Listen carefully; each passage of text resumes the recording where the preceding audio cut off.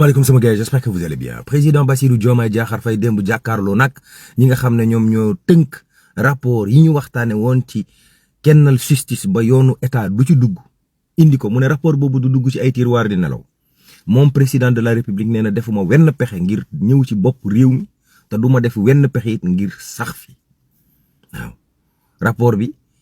am na ci lu taskatu xibaar yi seetlu ba ne je nii wii nii noonu maanaam tànk tàlliwut bankuut ndax dafa ni woon dafa naan recette ci conseil supérieur de la magistrature waaye magistrat yi seen bopp ñoo bëggut moom mu génn moom bëgg na daal xaw ma affaire yi jaxasoo na foofu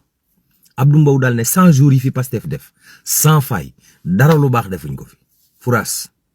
Ismaïla Madior Fall Maïmouna Ndour Faye dafa ne ko jakot ne ko mbiri Didier Badji Fulbert Sambou ndax dafa dugg ci mbiri amnistie bi ñu fi wote woon mu ne ko loolu yëpp faase waale na ko ba mu yàgg mu gis coow li ne cobbay ñu naan kii li mu wax rëy na ëpp na def na musiba mu dellu si waat daal ne lapsus la maanaam ak njuumte la ci moom waaye bokk ci mbiri Didier Badji ak Fulbert Sambou ci fan yi mujj fi président Macky Sall nekke dafa am wenn loi wenn marché bu ñu jox benn entreprise 450 milliards ngir ñu xental ñu ndoxu géej gi ba xorom bi denc ñu mën koo naan ak jëfandikoo ak yooyu état bi nee nañ dañ koy dakkal Cheikh Tidiane Dièye waaw genn gaal moo toj diggante Mauritanie ak Ndar gaal googu fekk nañ ci xale yi fanweeri néew ci tefes gi ñu teer